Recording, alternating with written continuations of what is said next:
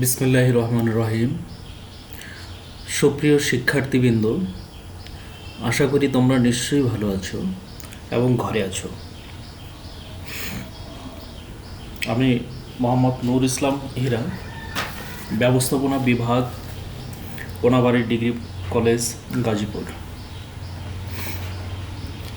তোমরা আমার সাথে ইমেলে যোগাযোগ করতে পারো, আমার ইমেল নাম্বার দেওয়া আছে। মোবাইলে যোগাযোগ করতে পারো। আমার ফেসবুক আইডি হলো মোহাম্মদ নূর ইসলাম হীরা, সেখানেও যোগাযোগ করতে পারো।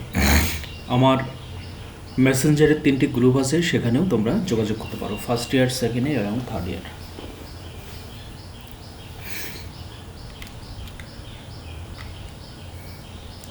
চলো আজকে প্রিন্সিপাল অফ ফিনান্সের চ্যাপ্টার 4-এর টাইম ভ্যালু অফ মানি এর দ্বিতীয় পার্ট আলোচনা করব। এই পার্ট শেষে তোমরা ফিউচার ভ্যালু বা অর্থের ভবিষ্যৎ মূল্য কীভাবে বের করতে হয় তা শিখতে পারবে। অর্থাৎ কিস্তির পরিমাণ বের করা শিখতে পারবে। গত ক্লাসে তোমাদের এবং ক্লাসে কলেজ খোলার টাইমে তোমাদের এই বিষয়ে আলোচনা করা হয়েছিল। তারপর আজকে আরেকটু আলোচনা করি, অর্থের সময় মূল্য কী। Time value of money. What is time value of money? The value of an amount of money change over time. অর্থাৎ সময়ের পরিবর্তনের সাথে অর্থের মূল্যের পরিবর্তনকে অর্থের সময় মূল্য বলে। এই অধ্যায়ে তোমাদের অর্থের ভবিষ্যৎ মূল্য, অর্থের বর্তমান মূল্য, সাধারণ বার্ষিক বৃত্তি অর্থাৎ কিস্তির পরিমাণ ইত্যাদি বের করতে বলবে। চলো অর্থের ভবিষ্যৎ মূল্য কি সেটা সম্পর্কে জানি। নির্দিষ্ট সুদের হারে কিস্তি বা এককালীন ভবিষ্যৎ অর্থের চলতি মূল্যকে বর্তমান মূল্য বলে। বুঝতে পেরেছ? নির্দিষ্ট সুদের হারে কিস্তি বা এককালীন ভবিষ্যৎ অর্থের চলতি মূল্যকে বর্তমান মূল্য বলে। অর্থাৎ তুমি ভবিষ্যতে 1500 টাকা পেতে চাও,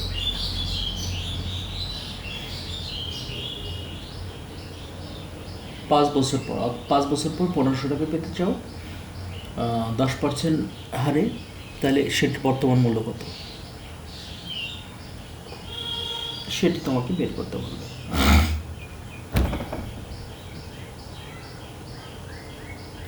অর্থের ভবিষ্যৎ মূল্য কি? বর্তমান মূল্য চক্রবৃদ্ধি হারে সুদের মাধ্যমে নির্দিষ্ট সময় পর যে মূল্য পাওয়া যায় তাকে ভবিষ্যৎ মূল্য বলে। অর্থাৎ তুমি আজকে 1000 টাকা 5 বছর পরে কত টাকা হবে সেটি বের করার নামই হলো ভবিষ্যৎ মূল্য। এখানে দুভাবে সুদ আসে, একটি হলো সরল সুদ আর একটি হলো চক্রবৃদ্ধি সুদ।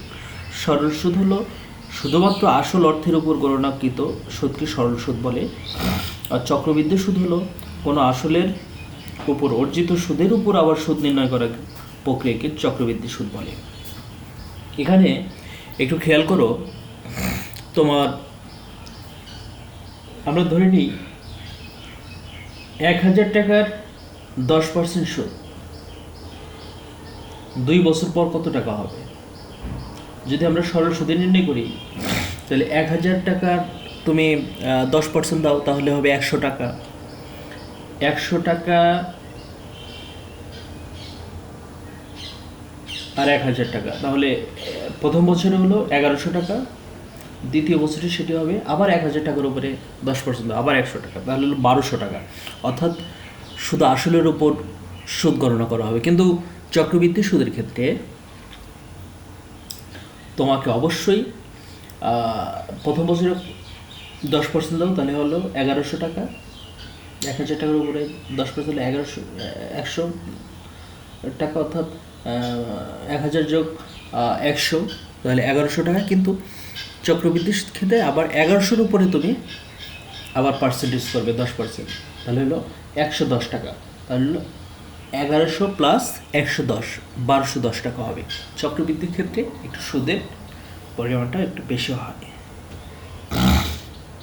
এবার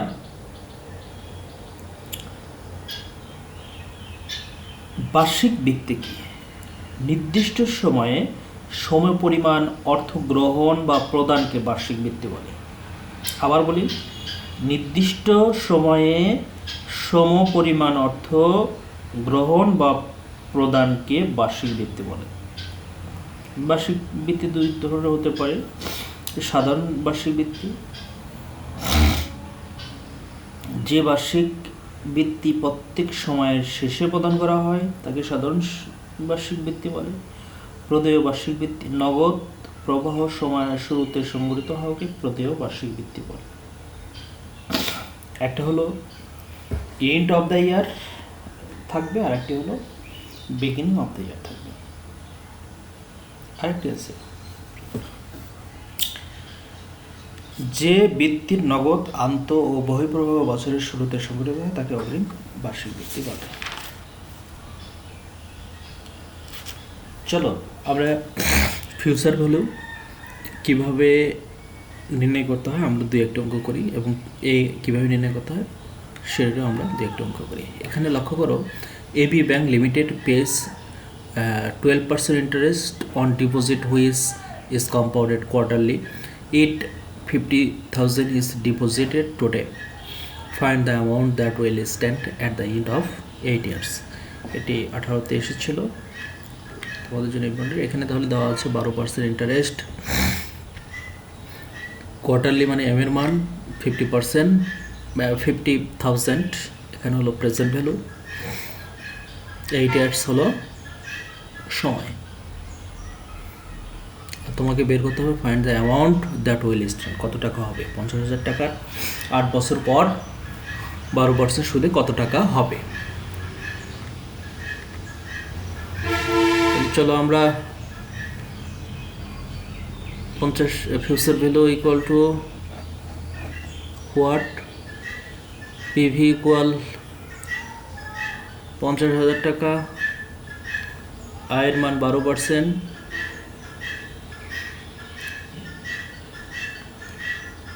এন এর মান 8 বছর, আর এম এর মান হলো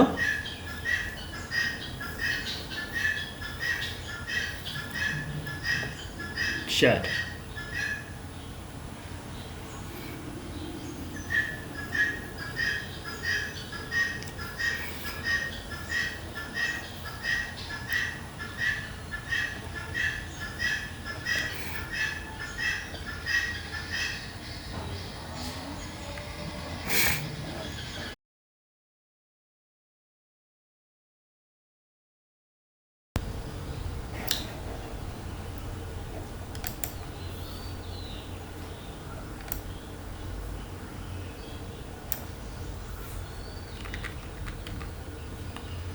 তাহলে we know FV equal PV into 1 plus I divided M into MN। তাহলে প্রেজেন্ট ভ্যালুর 50,000 টাকা দিয়ে দাও, অন্ত সূত্রের প্লাস আয়ের মান কত, আয়ের মান 1.2, এম এর মান হলো 4, এম এর মান দিয়ে দাও। এবার ক্যালকুলেশন করো, বাস হয়ে গেল তোমার প্রেজেন্ট ভ্যালু। তাহলে নিশ্চয়ই অঙ্কটি পারবে। এখন সেকেন্ড অঙ্কটি, at the end of 10 years 10 বছর শেষে, so how much কত টাকা is a 100 initial deposit worth amounting an annual interest rate of 10% compounded। আমরা একটু মার্ক কি নির্ণয় করতে হবে দেখি। অ্যানুয়ালি কত টাকা হয়, 100 টাকার বাৎসরিক কত টাকা হয়, সেমি অ্যানুয়ালি, কোয়ার্টারলি, কন্টিনিউয়াসলি। তাহলে এখানে দেওয়া আছে 10 ইয়ার্স 10 বছর, 100 টাকা, মানে 100 টাকা 10 বছর, আর 10% যদি সুদের হার হয় তাহলে তোমার ফিউচার ভ্যালু কত হবে? তাহলে আমরা F V equal to PV into 1 plus I to the power N এই সূত্রটিতে করবো। যেহেতু সেমি অ্যানুয়ালে আছে, এটা এম এর মান কত হবে বলে দাও। 2 হবে, কোয়ার্টারলি হলো 4 হবে, কন্টিনিউয়াসলি হলো 360 হবে। দেখি, খেয়াল করো, প্রেজেন্ট ভ্যালু 100, আয়ের মান 10, এন এর মান 10 ইয়ার্স। ওকে, অ্যানুয়ালি হলে এম এর মান হলো 1 দেওয়ার দরকার নাই। এবার পিভির মান দিয়ে দাও, আয়ের মান দাও, এন এর মান দাও, ক্যালকুলেশন করো, বাস হয়ে গেল অ্যানুয়ালি। এবার সেমি অ্যানুয়ালি করি। তাহলে সেমি অ্যানুয়ালি হলে এম এর মান কত হবে? এম এর মান হবে 2। ওকে, প্রেজেন্ট ভ্যালু দিয়ে দাও 1 সূত্রের, আয়ের মান দিয়ে দাও 1.10, এম এর মান 2, এন এম, বাস ক্যালকুলেশন করো, হয়ে গেল সেমি অ্যানুয়ালি। কোয়ার্টারলি তাহলে কি এম এর মান কত? 4। ওকে, আগের মতো করে দাও। কন্টিনিউয়াসলি হলে এম এর মান কত হবে? 360, মান বসিয়ে দাও, ক্যালকুলেশন করো, হয়ে গেল। এবার একটু হোমওয়ার্ক করো তো। আমার কিন্তু খাতায় করে, আমার মেসেঞ্জারে গ্রুপ আছে, ফেসবুকে দিতে পারো, অবশ্যই আমাকে দিতে হবে, না হলে তো ক্লাসগুলো করানো ব্যর্থ, তাই না? Okay, you have plan to accumulated 12 lakh টাকা 10 years from now for buying a car. তুমি একটা পরিকল্পনা করেছো এখন থেকে 10 বছর পরে 12 লাখ টাকা দিয়ে একটি কার কিনতে চাও। You are decided to deposit a certain amount of money in a special amount that will provide you 9.5% interest per annum. বছরে 9.5% ইন্টারেস্ট দিতে হবে।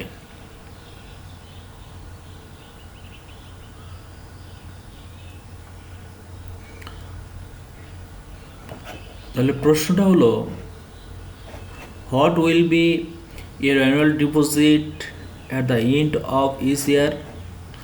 What will be your annual deposit at the beginning of each year? What will be your half yearly deposit? এখানে খেয়াল করো,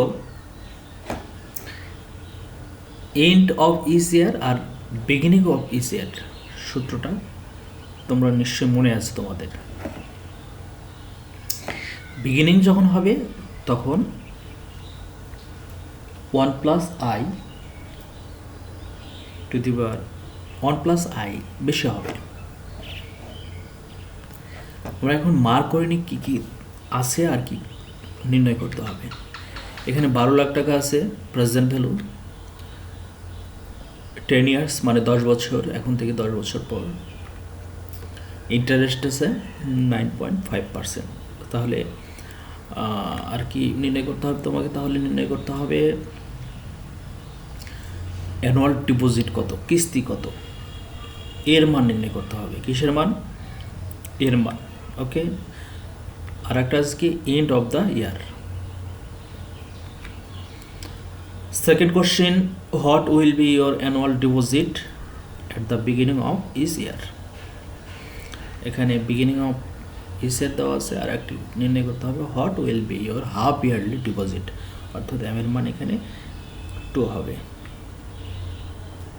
আমরা দেখিনি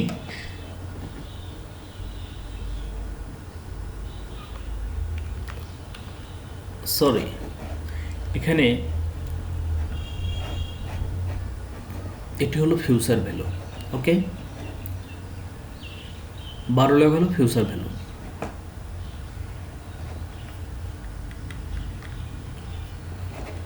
তাহলে future value 12 lakh, interest হলো 9.5, এন হলো 10 ইয়ার্স, এর মান কত? ওই now F V equal A divided I 1 plus I to the power n minus 1। একটি জিনিস খেয়াল করবে, যখন end of the each year বলবে তখন তোমার এই সূত্রটি ব্যবহার করবে। আর যখন বিগিনিং অফ দ্য ইয়ার বলবে তখন এই সূত্রটি ব্যবহার করবে। দেখো এ পর্যন্ত একই থাকবে, শেষে 1 প্লাস আই বেশি হবে। বিগিনিং অফ দ্য ইয়ার হলে 1 প্লাস আই বেশি হবে। অ্যান্ড কথা হলো beginning of the year, and of the ইয়ার কিছুই উল্লেখ থাকলো না, তখন কোন সূত্রটি ব্যবহার করবে? তখন ব্যবহার করবে এটি, এন্ড অফ দ্য ইয়ারের। তাহলে এবার মানগুলো বসিয়ে দাও। ফিউচার ভ্যালু ইকুয়াল এর তো বের করতে হবে। আয়ের মান দেখো, এই যে আয়ের মান 1 সূত্র, প্লাস আয়ের মান আবার দিলাম, টু দি পাওয়ার n হলো 10 ইয়ার্স আর মাইনাস 1 হলো সূত্র। ক্যালকুলেশন করো, বাস হয়ে গেল তোমার সমাধান। ঠিক একইভাবে এখানে মানগুলো বসাও এবং ক্যালকুলেশন করো, এটিও হয়ে গেল সমাধান। 3 নম্বর প্রশ্নটি ছিল, এটিও এ বের করতে হবে, কিন্তু হাফ ইয়ারলি দেওয়া আছে, শুধু এম একটু বেশি হবে। সেই এন্ড অফ দ্য ইয়ারের সূত্রটি খেয়াল করো, শুধু আই নিচে এম আছে, আয়ের নিচে এম আছে, আর এনের সাথে এম গুণ আছে, আর কিচ্ছু পার্থক্য নাই। এবার ক্যালকুলেশন করো, বাস হয়ে গেল তোমার সমাধান। সবাইকে ধন্যবাদ।